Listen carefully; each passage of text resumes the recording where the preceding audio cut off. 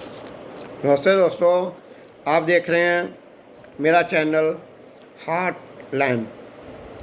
दोस्तों, ईरान और इज़राइल की जो लड़ाई है वो अभी उसका नेक्स्ट स्टेप अभी हुआ नहीं है, पर इज़राइल तो काफ़ी अंदर तक घुस चुका है लेबनान के, और जो हशर इज़राइल ने उसका किया है पैलेस्टीन का, वही द सेम थिंग वो रिपीट करने जा रहा है। लेकिन अब यहाँ पे एक इम्पॉर्टेंट चीज़ आ रही है कि ईरान के होश ठिकाने आ रहे हैं, क्योंकि ईरान को लग रहा है कि उससे एक गलत कदम हो चुका है। क्योंकि अभी जो ईरान कर रहा था वो डायरेक्टली इन्वॉल्व नहीं था। वो उसके जो टेररिस्ट, उसके फंडेड टेररिस्ट ग्रुप्स थे, वही इज़राइल को परेशान कर रहे थे पिछले 30 सालों से या उससे भी ज़्यादा सालों से। लेकिन अभी जब उसने मिज़ाइल मार दी हैं, और ये मिज़ाइलें कहीं कहीं पे गड्ढे के वीडियो देखने में आए हैं, और काफ़ी नुकसान ऐसा भी सुनने आया कि वहाँ पे जो F-16 स्टेशन थे उनको भी नुकसान पहुँचा है या कुछ बर्बाद हो चुके हैं। तो ये एक बड़ा डीप इम्पैक्ट, और बैलिस्टिक मिज़ाइल्स लगभग 200 के entered into the air space of Israel. दो कुछ मिज़ाइलों को तो अब इज़राइल का कहना है कि हमने मैक्सिमम काफ़ी मिज़ाइलों को गिरा दिया, बट फिर भी 10-20% जो है वो वहाँ पे गिरी या उससे ज़्यादा गिरी। अब ईरान का कहना है कि बहुत सारी गिर गई, तो बहुत शाबाशी है, क्योंकि अब तुम्हारे हालत भी पतली हो रही है। तुम्हारे इन्वॉइस जो आप दुनिया के किनारे भिन्न देशों में जा रहे हैं, और वहाँ पे दे आर ट्राइंग दैट कि अब रिटेलिएटरी एक्शन जो होना है इज़राइल की तरफ से वो ना हो। तो अब ये सारे अब एक चक्कर में, जिसे कहते हैं ना चक्रव्यूह को हम हिंदुस्तानी लोग बहुत अच्छी तरह जानते हैं, क्योंकि हमारे महाभारत में भी इसका जिक्र है। तो ये एक चक्रव्यूह में आप फंस गए। अब ईरान फंस गया, और इज़राइल पहले का ही फंसा हुआ है, क्योंकि इज़राइल तो पिछले जब से वो इज़राइल कंट्री बना है यहाँ पे, वो तब का फंसा हुआ है।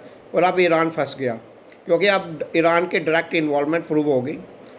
और रिटेलिएटरी एक्शन जब आएगा, जब रिटेलिएशन होगी, या इज़राइल जब अपनी मिज़ाइल से, जैसे भी इज़राइल कहता है, जब वो करेगा, तो ईरान को अब ये समझ नहीं आ रहा कि कहाँ करेगा और उससे बचा कैसे जाए, क्योंकि वो कैपेबिलिटी अब इनके पास है नहीं। आपने जो करना था वो उसने सह लिया, वो हो गया। अब आपकी बारी आ गई, और अब आपकी हालत बिल्कुल सही में पतली हो रही होगी। और अब यहाँ पे कंडीशन ये आती है कि लेट अस से फॉर अ मिनट कि इज़राइल अगर रिटेलिएटरी एक्शन नहीं करता है तो क्या होगा। तो भाई साहब, इज़राइल ख़त्म, क्योंकि इसका जो एक्शन है वही डिटरेंस है।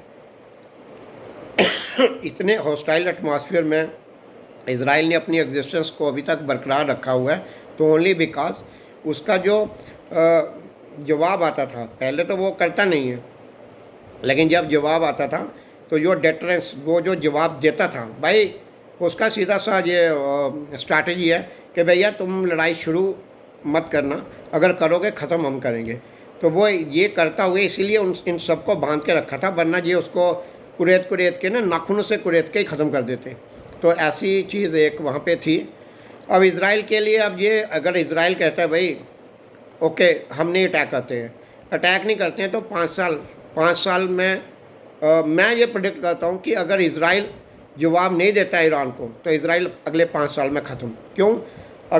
क्योंकि ईरान जो है वो एंटीसिपेट क्या कर रहा है, एक मैसिव और बड़ा प्रिसीजन, क्योंकि ईरान ने तो मार दिए, कहीं कहीं पे भी मार सकता है, लेकिन इज़राइल को जो है, इज़राइल अपनी प्रिसीजन बॉम्बिंग के लिए बहुत मशहूर है। अगर उसको किसी एक आदमी को मारना है तो वो भीड़ में उसी को मारेगा, उसी को मारने की कैपेबिलिटी इज़राइल के पास है।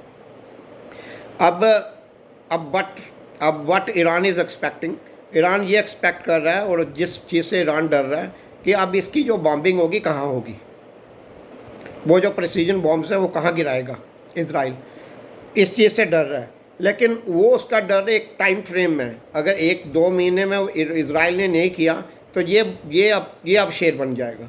अब ये बन जाएगा शेर। और शेर बन के ये निकल के अब क्या करेगा, ये अगली बार 400 मिसाइलें मारेगा। वो कहता है नहीं, ये डर गया है, ये नहीं करेगा, ये अभी बहुत ही अंदर किसी एक एक को मारेगा, हम मारते हैं 400 मिसाइलें।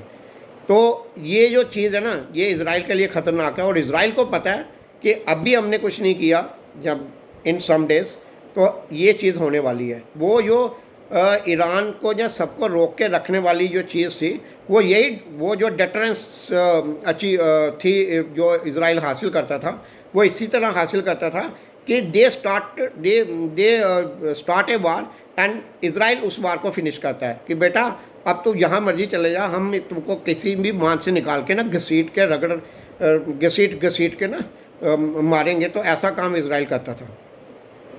तो इज़राइल के लिए अब सर्वाइवल की बात है। अब दोनों पार्टियों को हम देखें तो इनसे तो कुछ बिगड़ना नहीं, क्योंकि इनका तो ये है कि अगर इज़राइल नहीं करता है या कर भी देगा तो भी इनका कुछ नहीं बिगड़ेगा, इनके लिए सर्वाइवल की बात नहीं है। तो लेकिन इज़राइल के लिए ये सर्वाइवल की बात है। अगर इज़राइल नहीं करता है तो इज़राइल ख़त्म, और इज़राइल करता है तो भी उसके लिए एक ये चैलेंज हमेशा के लिए रहेगा, अनटिल इज़राइल कुछ ऐसा ना कर ले कि इनको सदा के लिए बैठा दे, सदा के लिए इस ऐसी इनकी कैपेबिलिटी ख़त्म कर दे कि ये कुछ कर ना पाए।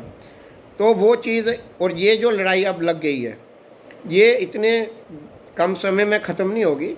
ये 10 साल लेगी। अब ये 10 साल लेगी, ये चलेगी, ये लंबी चलने वाली है, लंबी चलेगी। और इसमें क्योंकि बाकी भी कंट्रीज़, बाकी अब सामने तो अब कोई लड़ने के लिए तैयार नहीं है।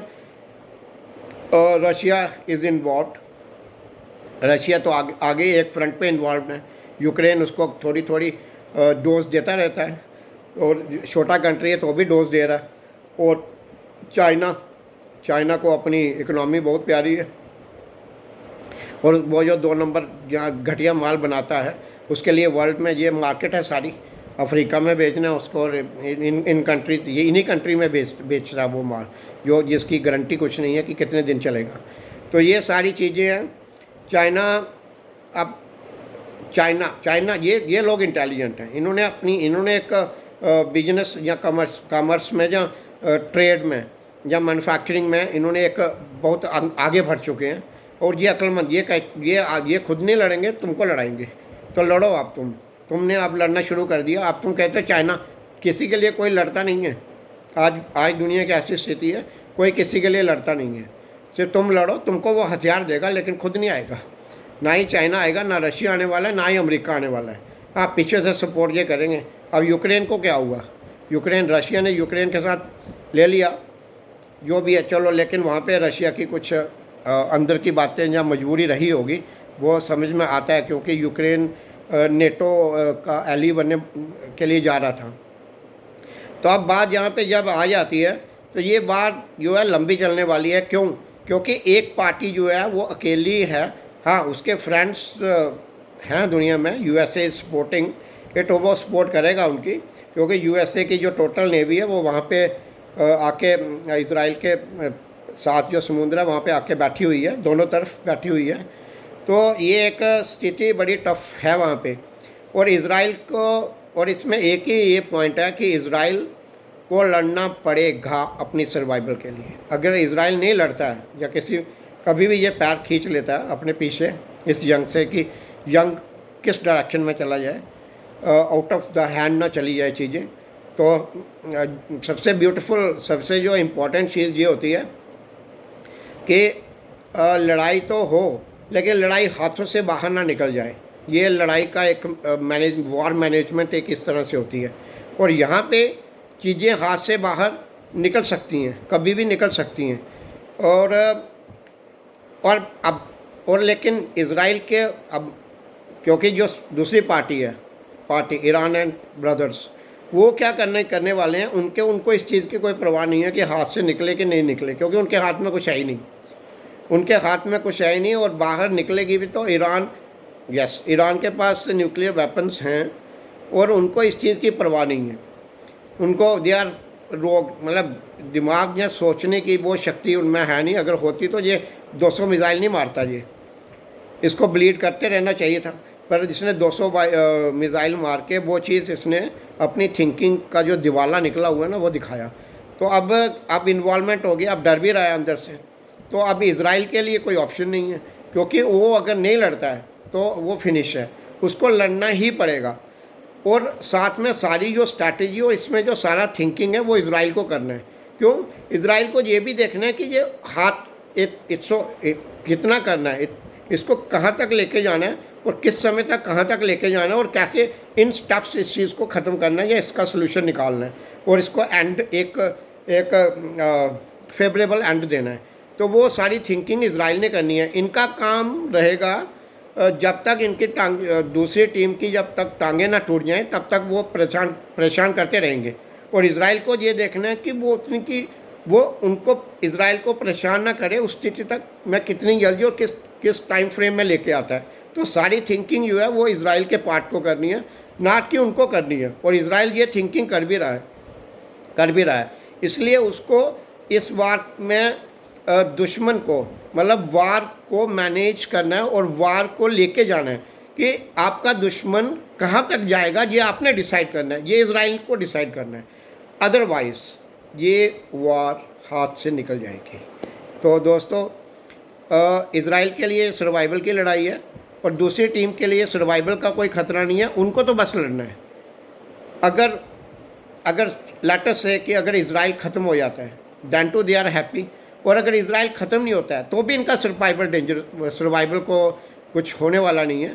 तो ये रहेंगे। हाँ, नुकसान होगा, बिल्डिंगें इनकी गिर जाएंगी, but then to they will emerge. वो फिर 20-25 साल में फिर आ जाएंगे, क्योंकि they are that sort of people. तो ये है, बट इज़राइल के लिए ये सर्वाइवल की लड़ाई है। And Israel can't take its feet back now. So that's a whole scene in this game. Plus war करने की भी एक रिस्पॉन्सिबिलिटी होती है, वो रिस्पॉन्सिबिलिटी भी इज़राइल को निभानी पड़ेगी विद लॉट्स ऑफ थिंकिंग। मतलब without thinking they can't go into just bombing everywhere. तो that Israel can't do that thing. अब whereas other party has this kind of thing कि उनको कुछ सोचना नहीं है, बट इज़राइल को सोचना है। तो विद दिस दोस्तों, धन्यवाद, मेरा चैनल देखने के लिए धन्यवाद। इस पे और भी फिर बात करेंगे। जय हिंद, भारत माता की जय।